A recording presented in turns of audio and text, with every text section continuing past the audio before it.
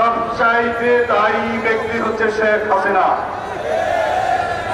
Number 1 থেকে শুরু করতে হবে। শেখ হাসিনা দিল্লি গিয়ে পালিয়ে আছে। আমি দাবি করছি দিল্লির সরকারকে শেখ হাসিনাকে বাংলাদেশের কাছে ফেরত দেন।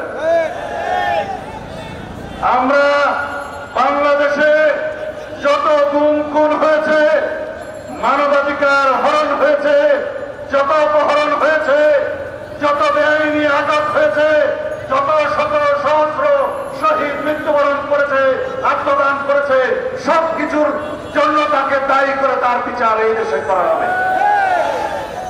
যদি কোনো কারণে ফেরত আমরা না আনতে পারি, আন্তর্জাতিক অপরাধ আদালতে বিচার করা হবে।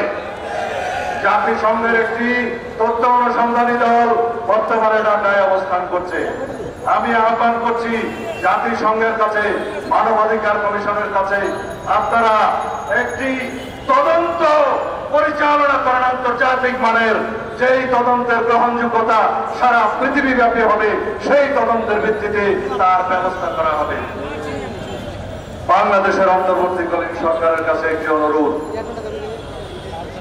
সাবেক সেনাপ্রধান জেনারেল আজিজ বাংলাদেশে বহু গুম খুনের নায়ক, তাকে গ্রেফতার করতে হবে অবিলম্বে।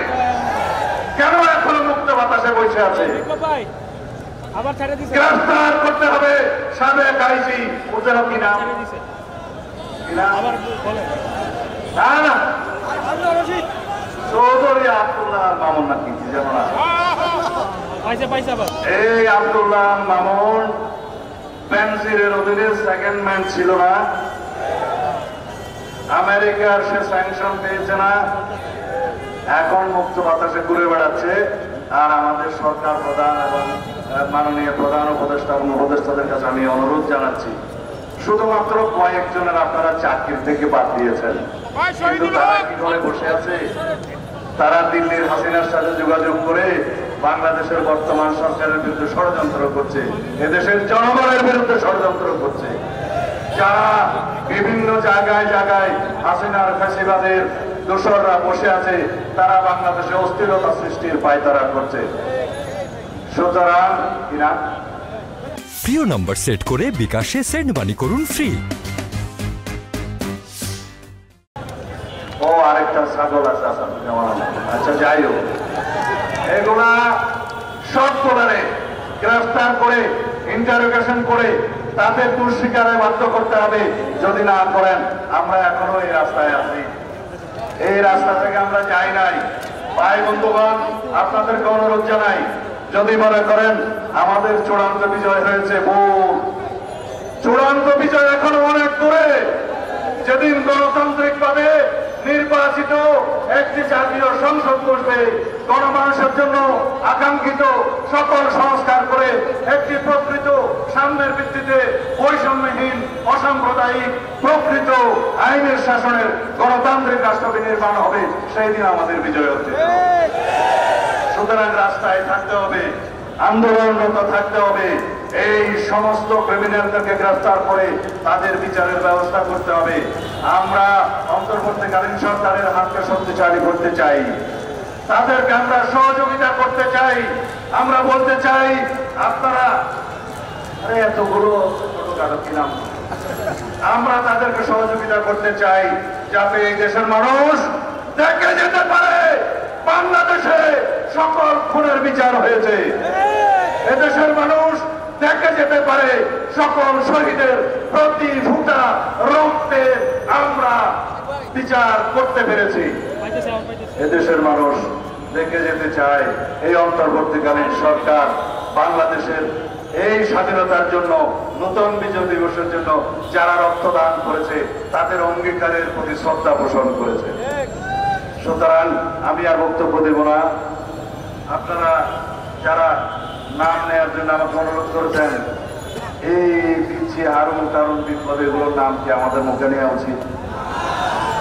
যদি না হয়, আমি আপনাদের অনুরোধ করব, মিডিয়ার ভাই বন্ধুগণ আছেন, প্রত্যেকের ক্রিমিনাল অ্যাক্টিভিটিসের সমস্ত চিঠি আপনারা বাইর করেন। প্রত্যেকের অপরাধের কর্মকাণ্ড নিয়ে আপনারা সিরিজ লেখেন। প্রশাসনও চাপে থাকবে, জনগণেও এগুলো নিয়ে আন্দোলন করবে। তারা জানতে পারবে যে তাদের বিরুদ্ধে জনগণের বিচার করা উচিত। একটি কথা বলতে চাই, আজকে নতুন অন্তর্বর্তীকালীন সরকার গঠিত হয়েছে কয়দিন? মাত্র 14 বা 20-22 দিন হয়েছে। 20 থেকে 22 দিন হয়েছে, তাই না? 8 তারিখ আর আজকে হচ্ছে 30 তারিখ, 22 দিন 23 দিন হয়েছে। আমার কাছে অবাক লাগে, বাংলাদেশের মিডিয়া তো এখন স্বাধীন, কিন্তু কোন মিডিয়া হাসিনা এবং তার দূষকদের, অলিগারদের, ক্রিমিনালদের, খুনিদের তারও কোন সিরিয়াস বক্তব্য তত সিরিয়াস ভাবে এখনো পর্যন্ত প্রকাশিত হচ্ছে না। মিডিয়া মালিকদের অনুরোধ করব, বিগত ফেসিবাদের অনেক দালালি করেছেন অনেকে, নাম করে ধরে বলতে চাই না, সবাই জানেন। যদি এই সপ্তাহের ভিতরে সঠিক না হয়ে যান, হাসিনার ফেসিবাদের দূষকদের সমস্ত খোলা চিঠি যদি আপনারা প্রকাশ না করেন, প্রত্যেকটা মিডিয়া হাউস জনগণ ঘেরাও করবে।